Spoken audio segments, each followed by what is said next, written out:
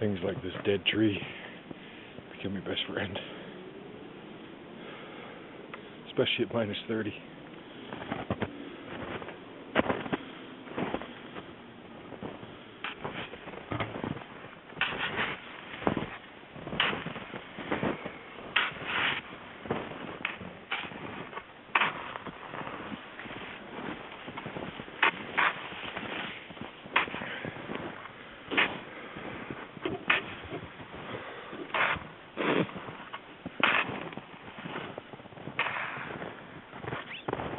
This is what happens if you're an injured worker in Canada.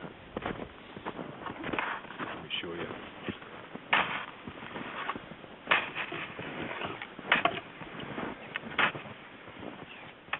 And here we are, in the heart of bear country.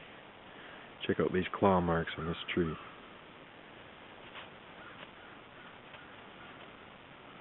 Right beside my home sweet home.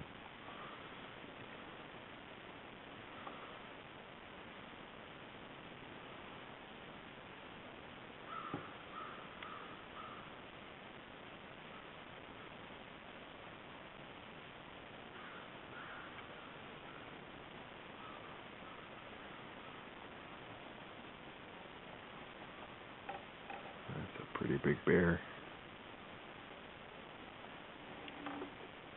This tree is about 3 feet wide. Welcome to the Injured Workers of Canada. Rosedale address. Home sweet home.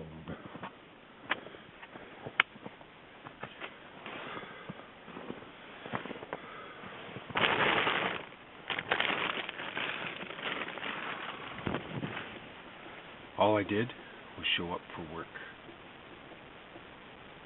And this is what I have now. A makeshift tent in the middle of the bush. Welcome to the world of WSIB. Here's my story. July 2006. I was injured at work. Was rushed off for medical attention. I damaged 3 of my lower discs. I've had MRIs, CAT scans, X-rays, physio, chiropractic treatments.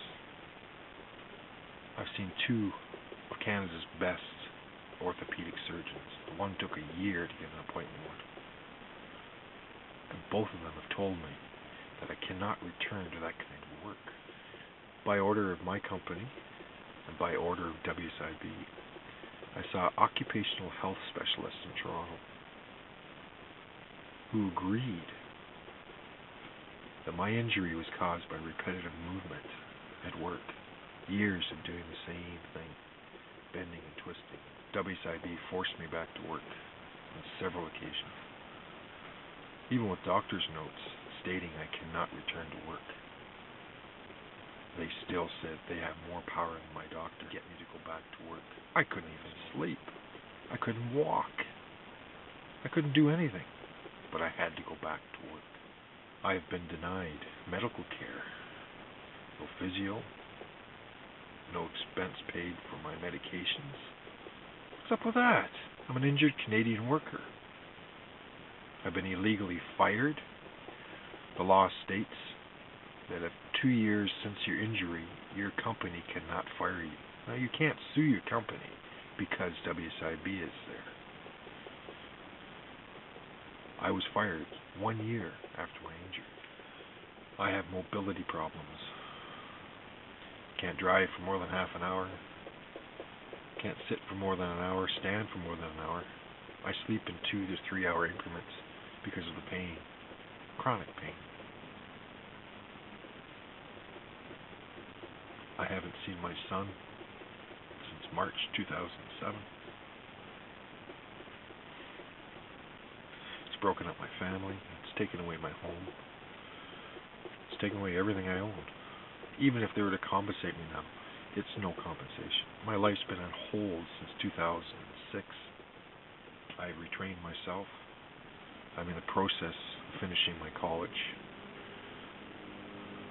But again, Using OSAP to help survive only pays for the tuitions. I still have to live in the bush in a makeshift tent. This is just a tarp from your local hardware store wrapped over some dead limbs and wire. From $1,200 to $1,400 a week to zippo, nothing. And when it's unexpected, it's more crippling than your injury. That's why WSIB is there. If the system works. WSIB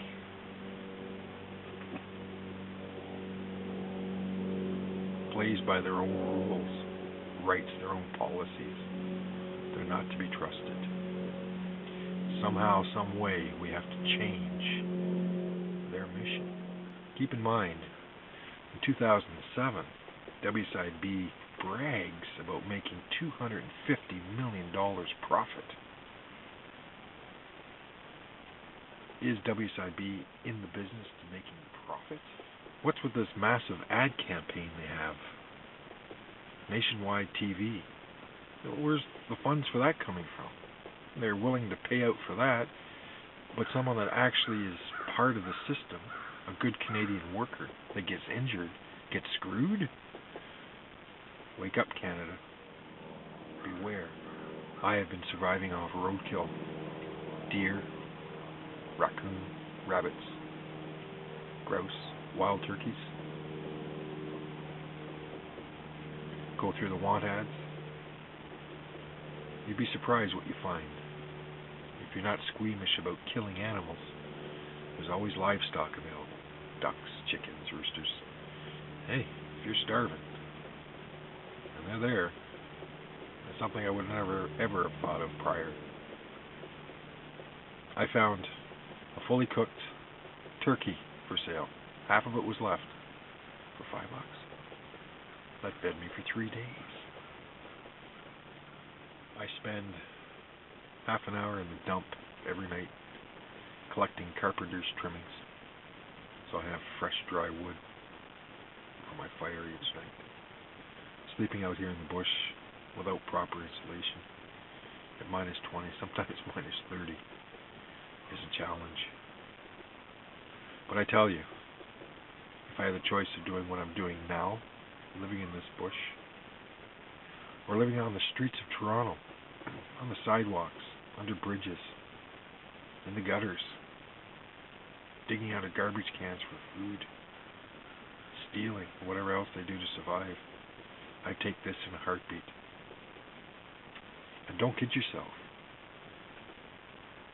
I'd bet that half of those homeless people in Toronto are ex-WSIB recipients. Tell you all the little intricacies and the horror stories that I've gone through with WSIB. The lies, the mistrusting. Some of it almost fraudulent.